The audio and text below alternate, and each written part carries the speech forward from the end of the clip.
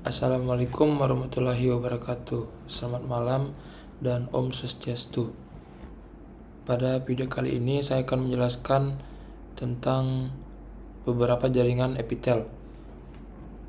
Jaringan epitel yang pertama yaitu epitel selapis gepeng, di mana sediaan ini diambil dari renalis, tempatnya dijumpai pada lamina parietalis capsula Borman. Sediaan ini diwarnai dengan perwarnaan hematoksin eosin atau He. Pada gambar preparat ini dapat diamati bahwa epitel ini hanya terdiri dari satu lapis sel gepeng saja, dengan batas antar sel yang tidak jelas. Sel gepeng dengan bagian yang cembung di tengah ditempati oleh inti selnya. Epitel ini berfungsi untuk mengurangi gesekan di antaranya dan organ visceral transport, cairan dan nutrisi serta pertukaran gas terutama di paru-paru.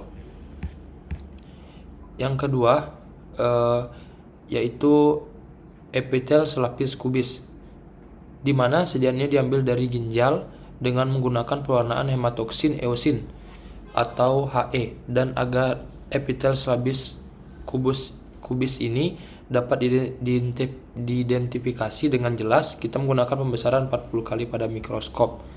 Pada gambar preparat ini dapat diamati bahwa epitel ini terdiri dari satu lapis sel kubis saja dengan batas antar sel yang tidak jelas.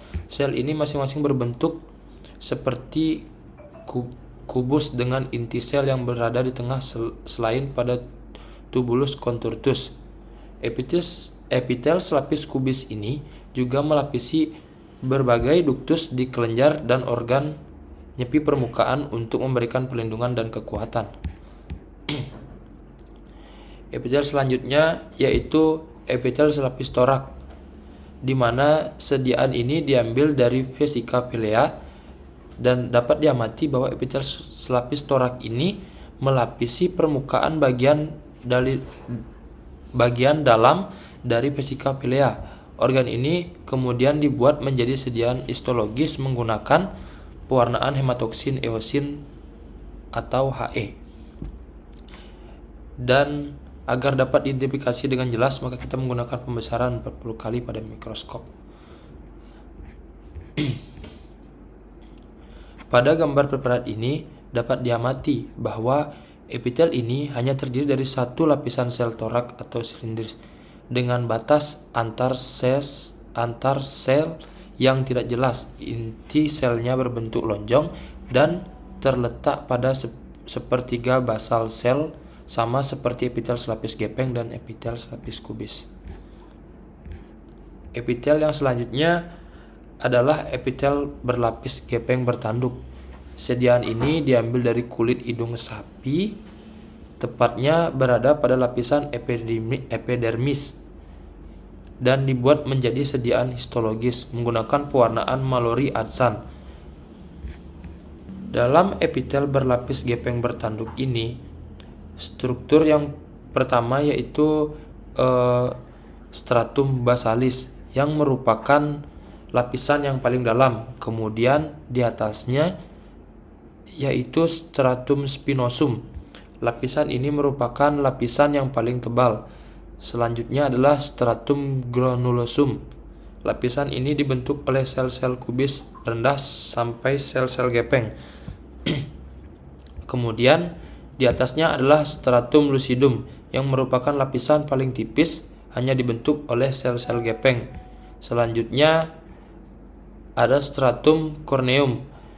Lapisan ini terdiri dari beberapa lapisan sel yang telah mengalami keratinasi. Yang terakhir adalah stratum disjunctivum yang merupakan lapisan yang paling luar yang sel-selnya juga telah mati. Epitel yang selanjutnya yaitu epitel berlapis gepeng tidak bertanduk. Sediaan ini diambil dari esofagus dan dibuat menjadi sediaan histologis menggunakan pewarnaan hematoksin eosin atau He. Pembesaran yang digunakan pada gambar preparat ini adalah pembesaran 40 kali. Epitel ini terdiri dari 3 lapisan, yaitu basal yang terdiri dari sel-sel torak atau silindris. Di bawahnya yaitu lamina propria. Di atasnya ada lapisan tengah yang terdiri dari sel-sel kubis polihedral dengan inti yang bulat hingga lonjong. Selanjutnya di sini ada epitel peralihan atau transisional yang dikhususkan untuk lumen yang dapat mengembang dan mengempis, yaitu saluran kemih seperti calyx renalis, televisi renalis, ureter, dan vesika urinaria. Sediaan ini diambil dari vesika urinaria dan diwarnai dengan menggunakan pewarnaan hematoksin eosin atau He. Struktur pada sediaan ini dapat diidentifikasi dengan jelas pada membran 40 pada pembesaran 40 kali. Struktur yang khas pada epitel ini adalah sel yang berada di permukaan epitel, yaitu sel payung. Sel ini berbentuk segitiga terbalik.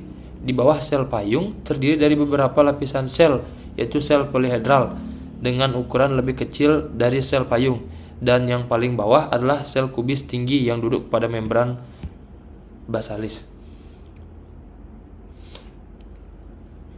Baik, lanjut di jaringan berikut, yaitu kelenjar merokrin.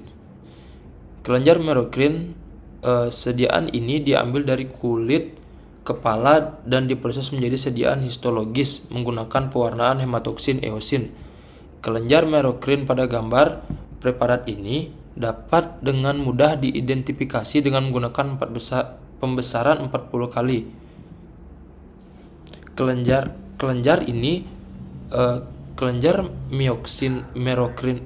merokrin ini terdiri dari 3 struktur, yaitu struktur pars secretorius dan pars exsecretorius.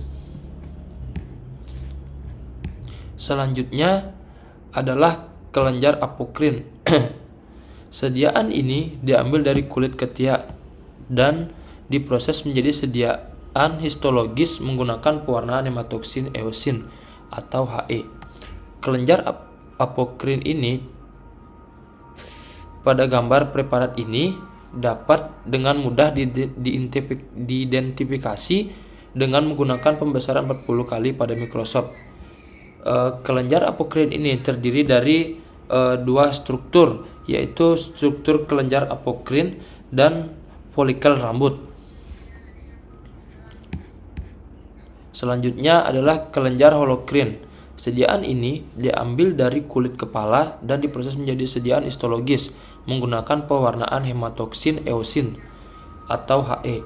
Kelenjar holokrin ini dapat dengan mudah diidentifikasi dengan menggunakan pembesaran 10 hingga 40 kali pada mikroskop. Kelenjar holokrin ini terdiri dari 3 struktur, yaitu struktur ductus exsecretorius, apoptosis sel kelenjar, dan sel kelenjar. Baik, demikian penjelasan dari saya tutup dan saya akhiri dengan wassalamualaikum warahmatullahi wabarakatuh. Selamat malam dan Om Santi Santi Santi Om.